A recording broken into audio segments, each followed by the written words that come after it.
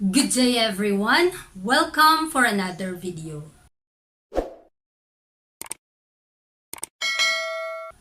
Sa oras na ito, ating pag-aaralan ang The Voice in Speech and Song. Nasa chapter 44 na po tayo, entitled Kabutihan.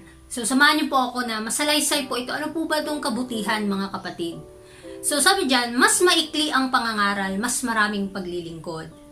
Ang mahahabang sermon ay hindi nakakabuti dahil kapwa ang tagapagsalita at ang tagapakinig ay napapagod. Dapat na paikliin ang mga salita at ang physical at mental na lakas ng ministro ay dapat na itabi para sa paglilingkod at makakamit ang mas malaking gawain. So dito mga kapatid, makikita natin na hindi lang tayo panay sermon, panay salita. Kaya nga ipanalangin natin sa Panginoon na tayo mismo sa ating mga sarili ay makalakad sa katotohanan na ating daladala upang maging epektibo tayong manggagawa ng ating Panginoon. Sa pagpapatuloy, 10 ulit na mas mabunga. Kung ang ating mga ministro ay mangangaral ng maiikli at tuwirang mga salita at pagkatapos ay turuan ang mga kapatid na magtrabaho at ipataw sa kanila ang pasanin, ang mga ministro mismo ay maliligtas mula sa pagkapagod. Ang mga tao ay magkakaroon ng espiritual na lakas mula sa pagsisikap at ang resulta ay magiging 10 ulit na mas mabunga kaysa sa nakikita sa ngayon. So mga kapatid, 10 ulit. Ano po bang ibig sabihin nito? May improve po ang ating pagbibigay ng pabalita sa mga tao, ng mensahe ng awa, pagka ipinapakita natin sa gawa, sa mga praktikal nating gawain. Dahil dito, mapapansin natin kung panay sermon tayo, mapapagod lamang ang ating lalamunan, ay magiging walang epekto ang mensahe, ang kapangyarihan ng katotohanan, dahil hindi naman natin sinisikapan na maipakita ito sa ating mga gawa. Kaya nais ng Panginoon na mabago tayo. Mismo tayong nagdadala ng katotohanan. Ano man yung mga kahinaan natin sa bawat punto, ay atin po itong ipanalangin sa Panginoon na tayo po ay makapanagumpay. Sinasabi sa atin ng Panginoon na ikliin lang natin ang pagsisermon at maging masipag tayo, maging masigasig tayo sa paggawa ng kanyang gawain, sa praktikal na gawain, sa ating pang-araw-araw na trabaho. Sabi pa dito, sermon na kalahati ng oras. Ang mga ministro ay nagbibigay ng masyadong maraming oras sa pangangaral at nauubos ang kanilang mga mahalagang lakas. Ang mga mahahabang salita ang nagiging sanhi ng pagkapagod. Ang kalahati ng pagkain ng ebanghelyo na ipinapakita ay magiging mas kapaki-pakinabang. Kaya mga kapatid, mas maganda na mag-manage po tayo ng oras natin. Huwag i-google ang ating panahon sa kakasalita dahil mapapagod lamang po tayo. At ipakita natin ito sa gawa ng may katapatan at ng may kabutihan. Dahil ang tunay na tagasunod ng Panginoon, hindi lang siya panay salita, kundi ipinapakita sa gawa. Dahil ang kabutihan ng Panginoon sasama sa atin yung bawat salita na ating binibigkas kahit sa napakasimple at sa pinaka malinaw na maipahayag natin ay may tamis ng kanyang biyaya. Tayo po ay magsikap na maipakita sa ating mga gawa ang katotohanan kaysa sa ating mga salita, dahil pagka lagi lang tayong nagsasalita, mapapagod lang tayo. Sabi pa dyan, pagkapagod ng mga kalamnan ng physical sa mahahabang salita. May isang bagay na nais kong ipagbigay alam sa inyo. Kapag nagsasalita sa isang kongregasyon, huwag magsalita ng masyadong mahaba dahil nagdudulot ito ng matinding pagkapagod sa mga sensitibong kalamnan. Nangako akong hindi magsasalita ng masyadong mahaba dahil alam kong kung gagawin ko ito, ang tiyan, baga at mga bato ay magiging labis na pagod. at magre-resulta ito sa pagdurusa. So, God wants us to care our health. Huwag igugol ang panahon sa lagi kang magsalita, kundi may panahon ding manahimik at ipakita sa gawa. Dahil magdudulot lang ito ng pagdurusa, ng kapighatian sa ating mga kalamnan, sa ating mga pisikal na mga kalamnan. Kaya magtulungan po tayong maipakita sa gawa ang kabutihan ng Panginoon, ang kanyang mga salita. Dahil mas malaki po itong epekto sa mensahe ng kanyang awa. Kaaya-ayang insenso para sa Diyos. Hayaan mong ang kapangyarihan at ningning ng katotohanan ay magpahayag sa pamamagitan ng angkop na mga salita. Ipakita ang kagalakan at pasasalamat na umaapaw mula sa puso habang nakikita mo ang pagsisikap ng iyong kaluluwa sa pagbabalik loob ng mga makasalanan. Ngunit sa pakikipag-usap sa mga tao, tandaan na huminto sa tamang oras. So pinapayuhan po tayo ng Panginoon na hindi natin igugol ang ating panahon sa panay salita. Kailangang ihinto po natin ito sa tamang oras upang hindi po mapagod ang tagapakinig at lalong-lalo na ang mga tagapagsalita. Kaya naawa, intindihin po natin, unawain po natin ang nais ng Panginoon sa atin na ayaw niya tayong mapagod, kundi kailangang relax lang tayo na maipabatid, no? Kasi magiging epektibo po ito pagka ang ating mismong physical na pangangatawan ay hindi pagod sa pagbibigay ng katotohanan sa mga tao. Sabi dito, huwag magpagod ng labis upang hindi ka maging nerbyoso at mahina. Dahil ang gawaing kailangan mong gawin, bukod sa pangangaral, ay nangangailangan ng taktika at kakayahan. Ito ay magiging makapangyarihang ahensya para sa kabutihan, tulad ng kaaya-ayang insenso na umaakyat sa Diyos. Pagka pinapakita natin sa gawa ang katotohanan, magiging kaaya-aya ito sa harap ng Panginoon.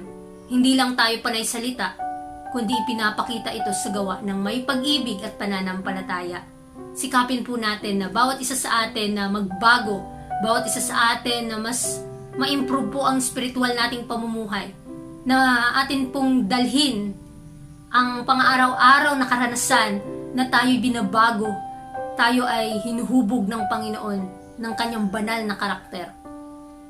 Upang maging karapat-dapat tayong manggagawa, sikapin po nating maipakita sa gawa ang ating mga sinasabi.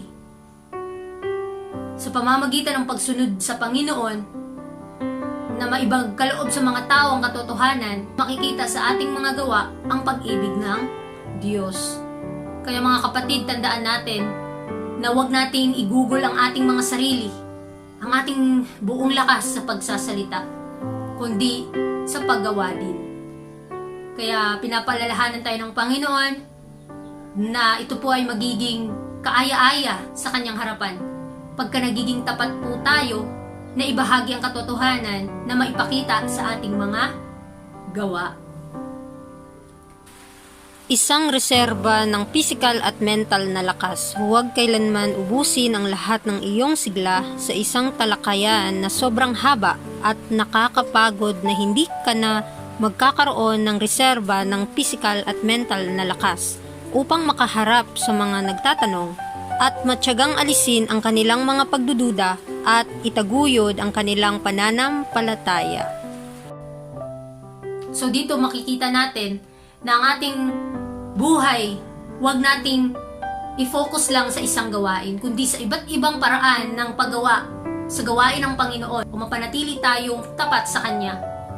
At doon tayo mas lalago.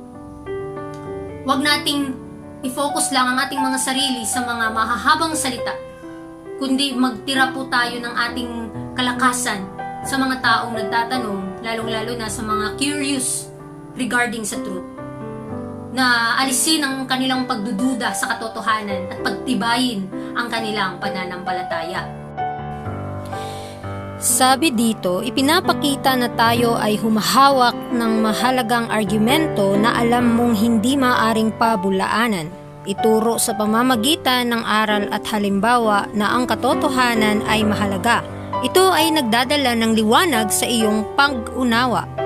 at lakas ng loob sa iyong puso.